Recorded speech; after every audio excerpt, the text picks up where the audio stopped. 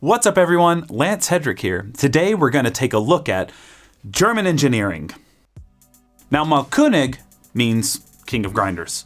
They are a long-standing company that's based in Hamburg who've been making grinders for decades upon decades upon decades. In fact, I have some of their really old machines that kind of predate what is now known as the EK43, like the W1BN. I actually have one tattooed right here. And it's because it's such an important piece in coffee history, in my opinion. The EK43 would get prominence in the early 2010s, even just before that, when Scott Rayo began to use it in his cafe. Then after that, Matt Perger went on to the World Barista Championship using an EK43, and it kind of caught on from there. And as a baby barista back a decade ago, I would seek out cafes that had an EK because that was a signal to me at the time that they took their coffee quite seriously. They've not really changed the design of the EK43 in a long time. In fact, I recently did a video on the Icon, which was a one-off kind of EK43 without much design change on the inside, just more so exterior design change in order to have some sort of marker of their anniversary. And I did kind of a review of the EK43 and some of the classic issues that it faced as regards alignment and workflow and the kind of limitations you have with dialing in coffees. So anyway, they finally did some renovations and they came out with this, what they call the EK Omnia. Now, Omnia is Greek for all, and their idea with this is to cover all bases, all workflows, all everything from espresso to filter to grinding for bags. This thing costs around $4,000. It is not cheap. It is a very expensive grinder. That being said, a lot of you crazy people at home have Weber EG1s and Cafetech monoliths and the like that are around $4,000 as well. So it's not an out-of-mind kind of suggestion that someone would get this, but for the most part, they are commercial machines. It is massive. Talk about elephant in the room. It is a big boy grinder, and it's not going to be in many people's homes. In fact, I would not recommend getting an EK43 for the home unless you are a coffee professional that needs to cup a lot of coffees, or if it makes sense to have something this big that can chew through coffee in the house. This is largely a cafe grinder, but I think there are some important things we can learn and some contributions this has made that can hopefully help us kind of advance home grinders in general. But also for those of you that run cafes or work in cafes, hopefully this will be helpful as well. There was a big excitement surrounding the launch of this, and I, for one, was very excited about it, largely due to the UI. It shows microns on the face that the burrs are moving. So when we're at 500 microns, that's 500 micron burr movement. Of course, it's not the most reliable because you can go to 0, which would imply that the burrs are at 0 microns. And we know that's impossible because you'd have to have literal perfect alignment and they would have to be completely touching on all sides without being smushed together because you can grind at 0 micron. And at 0 micron, it's not the finest that you could go. You could make this go even finer, but it auto-calibrates, so there's no real way for you to do that with the grinder like on an EK43 where you can force the burrs together. So it's not reliable in the sense that this is going to match other grinders that have that, but it does give you really granular capabilities whenever you are dialing in a coffee. And on top of that, you can save the settings for different coffees inside of the machine and the computer right here itself. I love it. I think the feel of this knob, it's got a weight to it. It has kind of like a little vibration thing that goes on when you turn it. It feels really good in the hand, and it's a metal knob, which is a departure from the original plastic knob. In addition to that, it just has a much more fine granularity than the original. On the original, you would have about one number's worth of area you could do espresso in, whereas this one, you have quite a bit of options with tiny little changes that will affect the grind size. Since it's run by a motor in here that's actually pushing the burrs apart and together, you're able to get really, really fine adjustments. You could go to another setting and it will automatically change to where that setting was at. As you saw, that changed the burr size. So now we're going to 100 microns, and there it goes, automatically changing.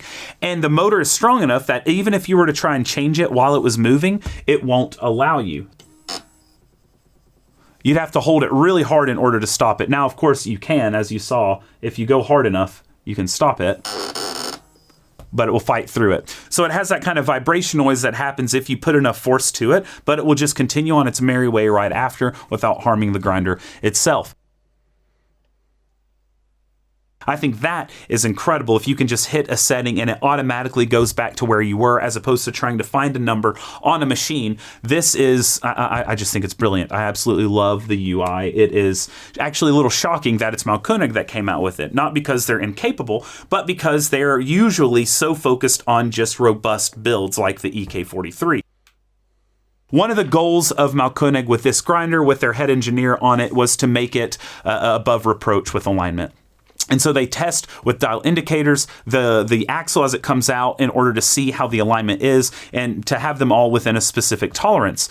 So, of course, first thing I did when I got this, I ripped open the grinder and I measured the auger.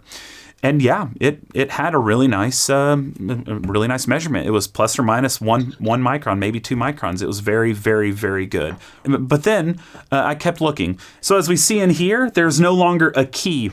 Now that's the slot that normally a key would go into in order to affix the motor, essentially, to hold on to that outer burr. Now on the original EK43, this was the outer burr, right? So you have the auger on the outer burr, and you have a slot right here which a key fits into. And this key would go into the slot on the auger itself, and that's what transferred the torque. But this is a pretty weak piece of metal, and so it could bend as it was being turned if it had enough speed and a hard enough beam, and that would cause some misalignment issues. So one of the first things I always do is switch it out. This one's from Titus, which is a company out in Germany, and I would switch it out, and this one doesn't have those same issues. But anyway, this one no longer requires a key. When you pull the burr out, you'll see why. On the inside, there are these 2 little nubs. Right there and right there. And they connect inside as kind of like an internal key. So there's only one way to really put the burr on. I guess 2 ways, because you could flip it 180. But you kind of put it on and you twist until it locks. And now you see it spinning with the axle. So that's actually a really nice thing that should really help lessen the chances of any type of funkiness going on with the transfer of torque from the axle, the motor, to the outer burr. But the issue now is alignment. So I took my dial indicator, and for funsies, I took a test indicator, both just to have 2 different modes of reading it. Until a friend of mine, an engineer in the UK, pointed out to me, he just said, hey, try this. And he said to push the axle. Now, you would think that there shouldn't be any give with the axle because it is inside the motor, right? It's a direct shaft, like it should go straight into the motor. You shouldn't be able to push it.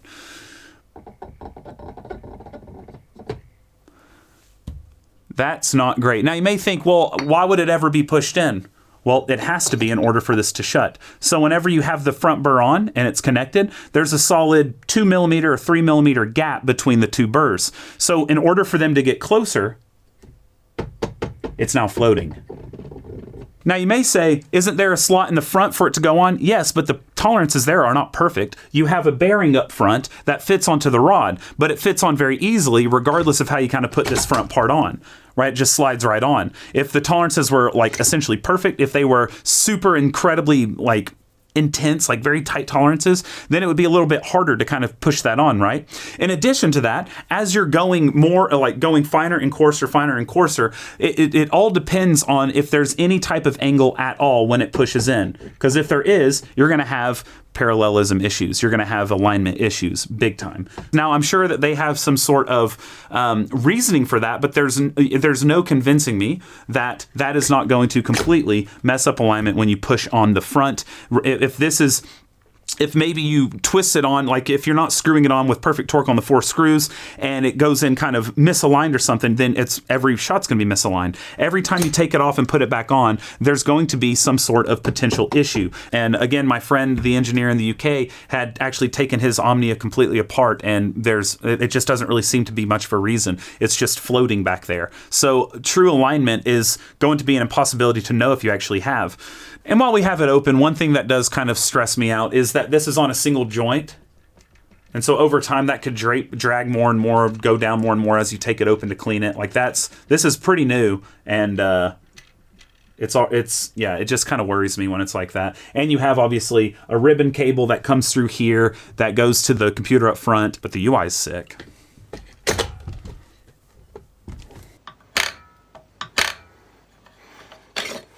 As you can see, they have a similar knock that they do on the original EK. This one, though, is made of, I believe, an aluminum, an anodized aluminum. If it's not more effective, I guess it doesn't super matter. Now, what they've done is they've put what they call an ionically charged piece inside. Now, I'm not so sure this one is ionically charged because it's plastic.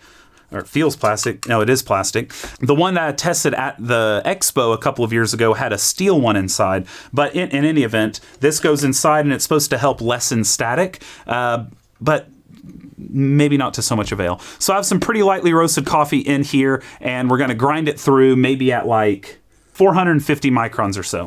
Now, this is a brushless DC motor as opposed to the big AC motor in the original EK43, so it should be a lot more quiet. You have a big button on the side, so there's an on-off switch here, and then this big button that kind of starts and stops it. So let's do it. And then we open up the chute.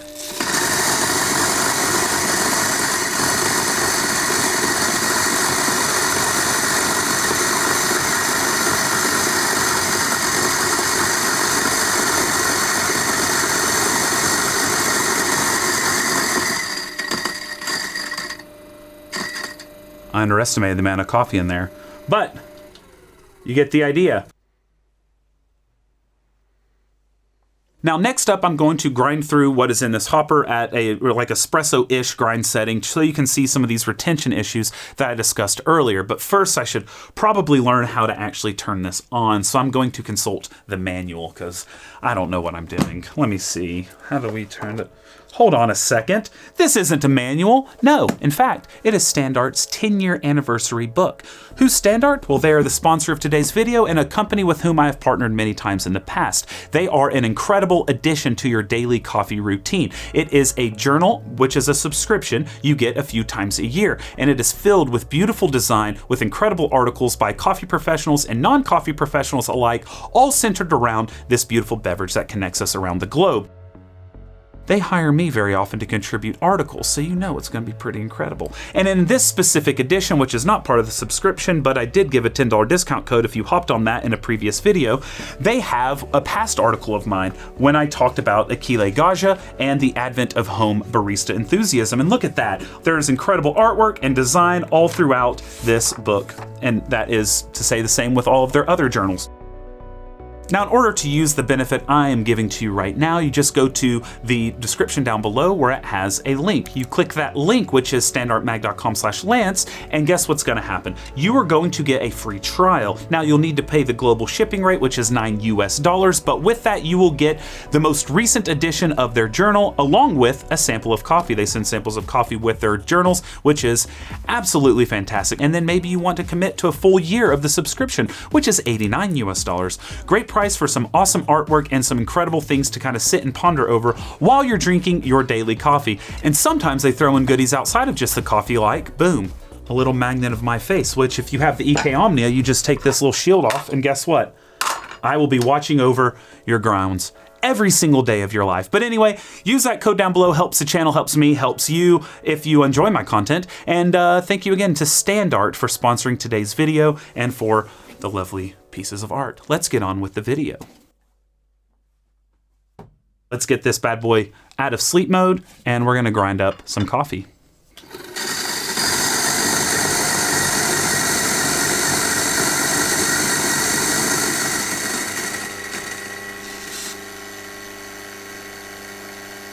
All right.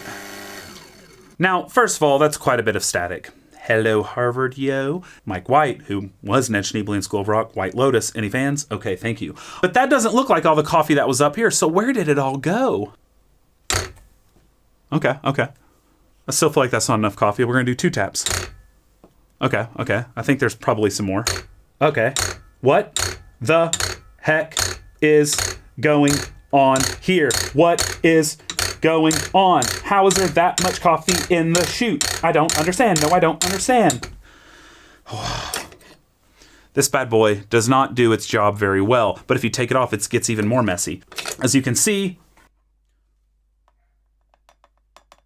that's a lot of coffee retained in that chute. So if you're doing single dose espresso, if you're doing time doses, you're gonna be sitting there beating the shnikey out of this in order to get everything out. And even then, you won't get quite everything out. In order to show that, let's just weigh a dose in single dose real quick. In a cafe, the biggest concern is to get the same dose out, so your extraction's somewhat similar. So we're going to put 20 grams in. We'll see what comes out after some. First, we won't hit it at all, and we'll see how much is actually being retained in the chute. But after a few hits, we'll see what's really going on. So let's go ahead, weigh out coffee, and grind it up. Okay, so I'm using Anakia Pixis, and I have it at 20.00 grams. So let's toss that in. This is already zeroed out on the scale, so we should be good there. And then let's get it grinding. All right, very fast, obviously, 98 millimeter burrs, quick grinding. Turn it off. Without a hit, we are at 18.08. Then we do a hit.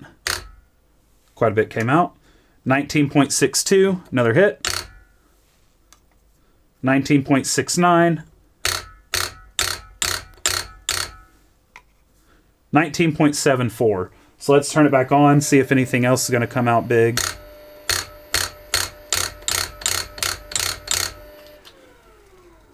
19.77. So it ate about 0.23 grams that are somewhere inside. So let's do it one more time, just for scientific endeavor.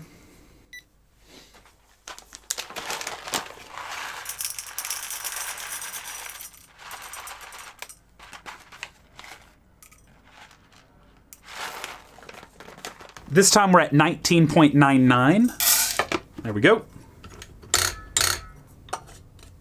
And let's do it. Again, super fast. I'm going to pull it off.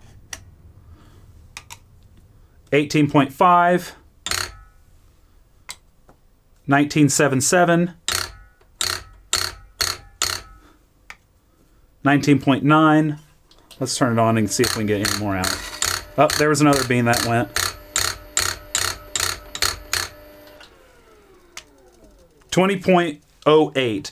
So of course there is exchange because that's more than what we put in. But as you can see, there's some pretty big differences from shot to shot, and beating the mess out of this is a necessity in order to get anything similar. I have a lot more experience with this than just what I'm showing you here, obviously. In fact, when I was doing testing up at a lab in England, this was one of the ones on the bench that I was pulling lots of shots on, and I was consistently having to overdose by half a gram in order to ensure each time I got a bare minimum of 20. There were times I'd get 21 grams out, times I would get 20.2, times I'd get 22 grams out, and so there was no real consistent way to ensure I was getting right at what I needed. So the time-based feature on this, I can't really trust. With gravimetrics, maybe you could, but you're going to be constantly stuck with stuff inside of the tube if they ever did do a gravimetric, which I think with this kind of metal piece back here, it leaves open the option of adding, like doing add-ons. I don't know how great gravimetrics will work because how much can get caught inside of this tube itself. And in fact, what might be interesting is to grind some coffee and then to pull the tube out to see what's causing that bottleneck. Well, first of all, there's a lot from static. You can see the little electrical field with the static. But anyway, let's pull this out. Oh, already stuff's falling out. And look at that. So that's the big issue right there. Look at that. That is completely clogged up. So we do a little hit.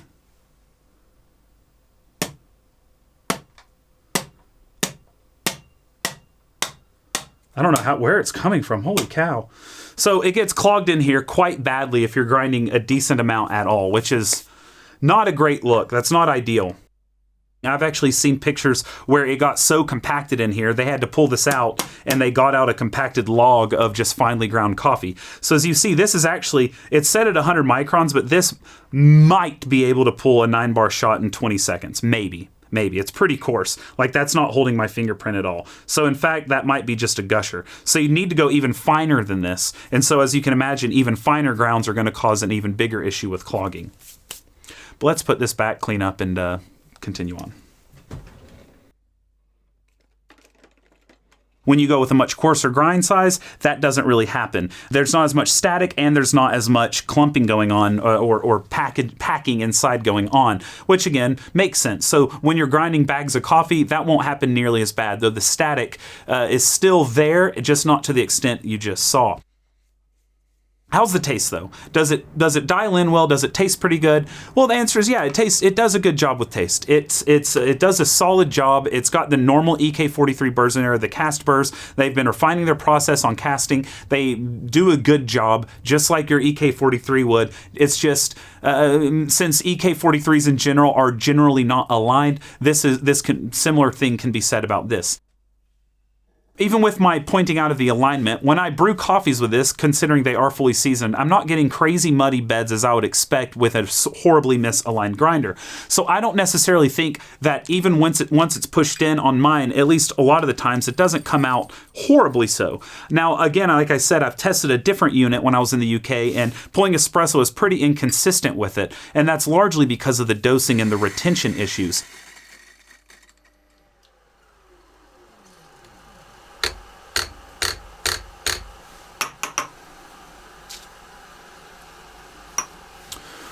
Well, that time I measured in 15 grams with a filter grind setting. And so, as you can imagine, there was some heavy exchange there. My out dose was 15.8 grams. So I've got 0.8 of a gram that was living in there that was able to shimmy its way out because I switched to filter, which is not ideal. Again, you're getting some heavy exchange and you never know when it's going to hit. So I guess I'm brewing with 15.8 grams.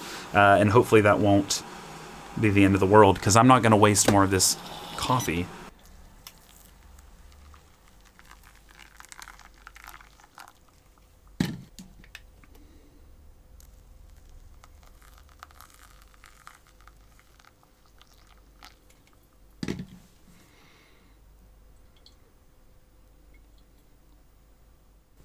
All right, so that drew down in about the time I would expect, 2.5 minutes for a 3-pour brew, which I did because it's really light coffee. There's some slight mud on the top. It's not ridiculous, not as bad as you would think if it was horribly misaligned, but there are boulders and there are a lot more fines than you would expect from these burrs if they were really well aligned.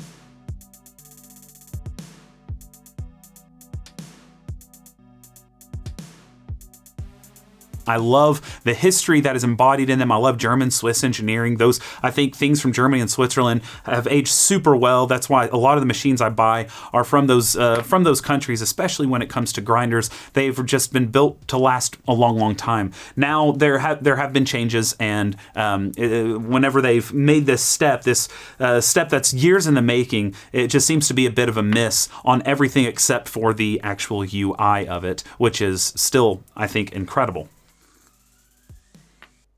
And you can tell there's almost a gram of espresso grind setting in there. There's a bitterness that should not be there with this coffee, but it's still not bad. I think there needs to be a lot of work done on this. I don't think they need to go back to the drawing board necessarily. I think everything else, the build quality of it, the motor, if you open this out and open this up inside the motor housing, it all looks pretty good except for the connection of the axle there where it's floating, except for the retention right here. Those are my two biggest qualms. I'm a little wary about this being on a single hinge, but with the fact there's 4 screws here, it shouldn't be that big of a deal over time, though that is a weak point in my opinion. There's no gravimetrics currently. They do have a kind of dose by volume where they have this gear motor on a hopper you can buy that will rotate at a certain speed to give you a specific dose, which I actually like that. It's like it's single dosing on demand, which I think is really cool, as opposed to time dosing, which you just fill up your hopper and you let it grind for a certain amount of time, and that's going to cause, I think, just loads and loads of issues. So no, I don't think I could recommend this in good conscience. I still would recommend the EK43 over it, as well as some other machines. That being said, I've noticed a big lack in the commercial grinder space. I don't think really anything that has been built is really that great, to be honest with you. I think there are a lot better home grinders at the high end than commercial grinders. And that's why you see some cafes turning to some of these higher home-end grinders for single dosing options on bar. Should be noted, I did get this free. I got it before I announced I was going to be buying everything. Malkonig reached out to me and they offered to send me one if I reviewed it. My stipulation was they had no say on the review. The typical things that I would do before I started buying everything. I stopped hearing anything from them, and then it showed up on my doorstep one day. I wish I had better things to say, I really do. But anyway, if you're interested in potentially winning this, check out my Patreon below, where I give back to the community things that I end up buying with the money I get from Patreon. And this will be on the list to go soon through competitions. Thanks so much for watching. I hope that you brew something tasty today, and cheers.